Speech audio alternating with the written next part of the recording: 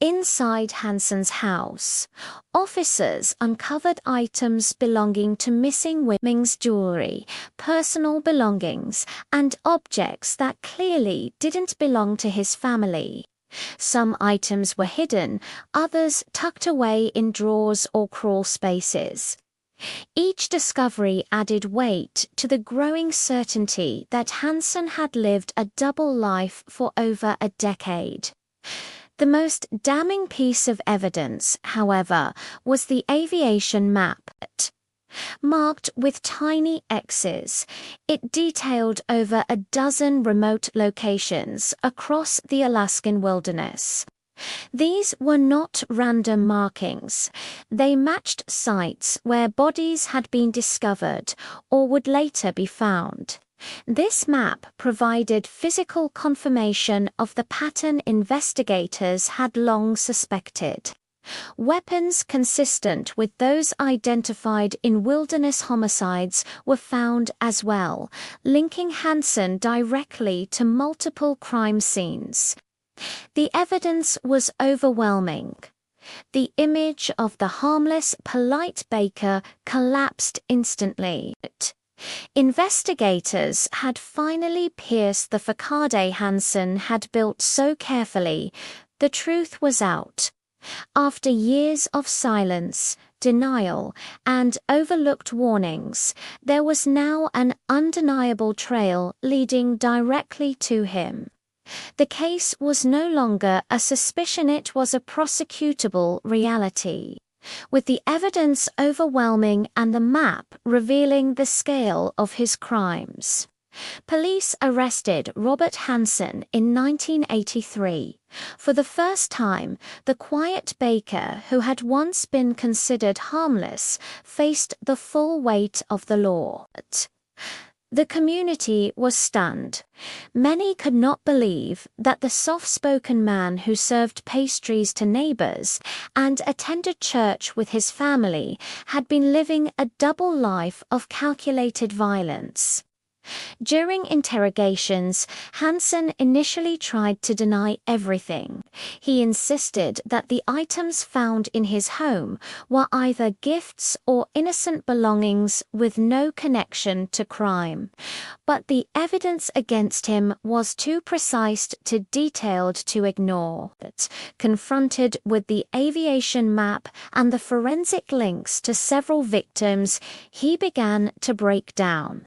Eventually, Hansen confessed to a staggering number of attacks and murders, though the exact total remains uncertain.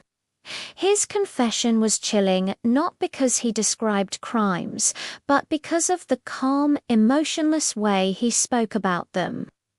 Investigators described the experience as listening to a man recount memories of hunting trips, not human lives.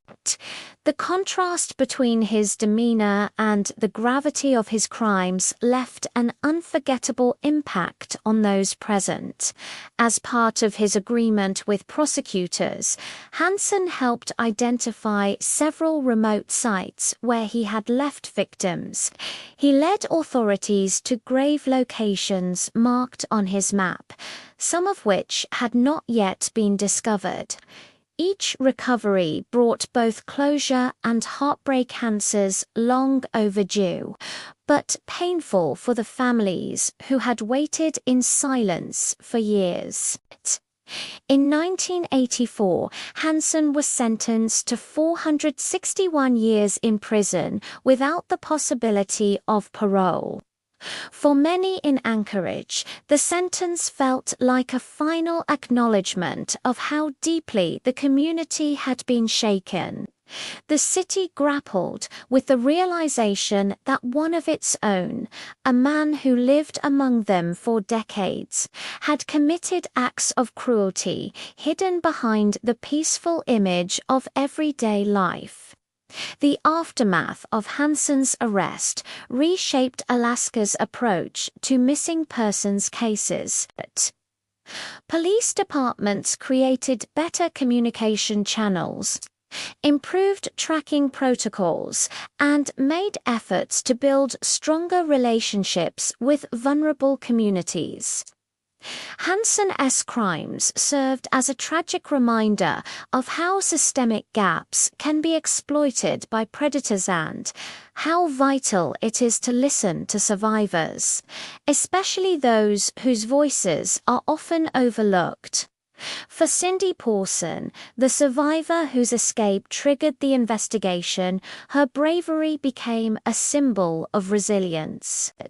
Though her life was deeply affected by the trauma she endured, many credit her with preventing further loss of life. Without her courage, Hansen might have continued operating for years.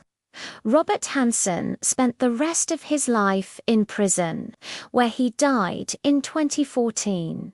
His death brought a muted sense of closure, but the impact of his crimes remains part of Alaska's history, a stark reminder of the darkness that can hide behind ordinary faces and the importance of vigilance, compassion, and justice.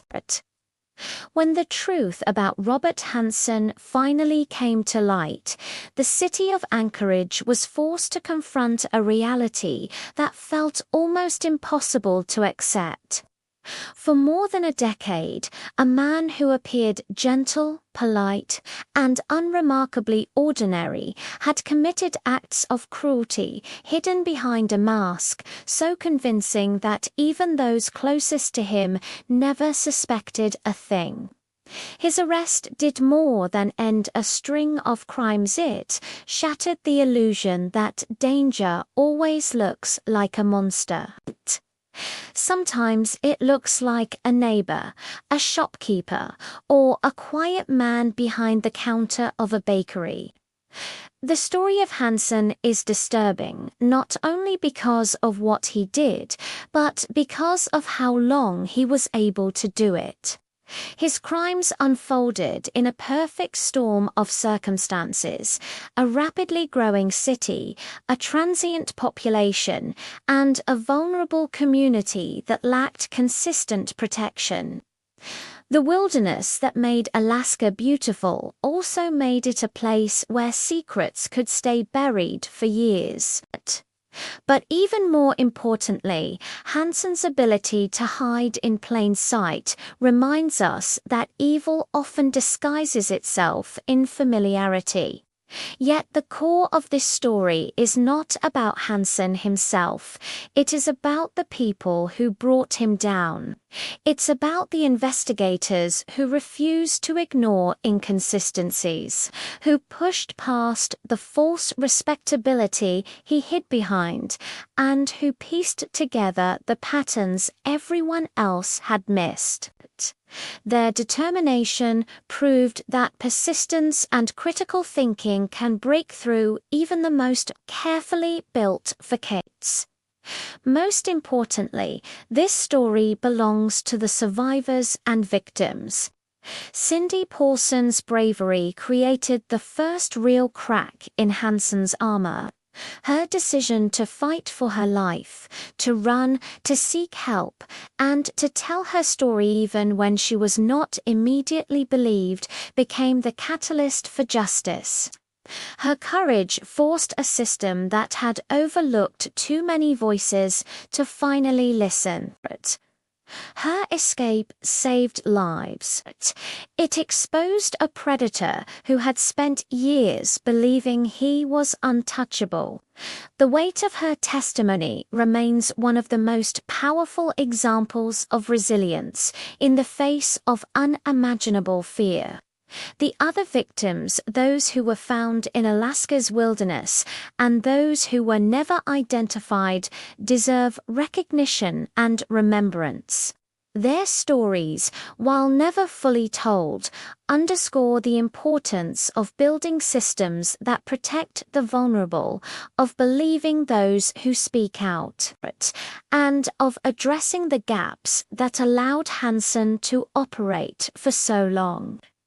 They are not defined by what happened to them, but by the fact that we continue to speak their names, acknowledge their lives, and honor their memory.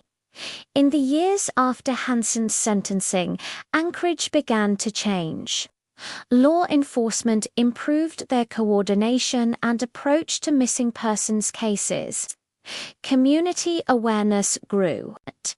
The city learned hard lessons about the necessity of listening to survivors, to concerns, and to the small details that might otherwise be dismissed.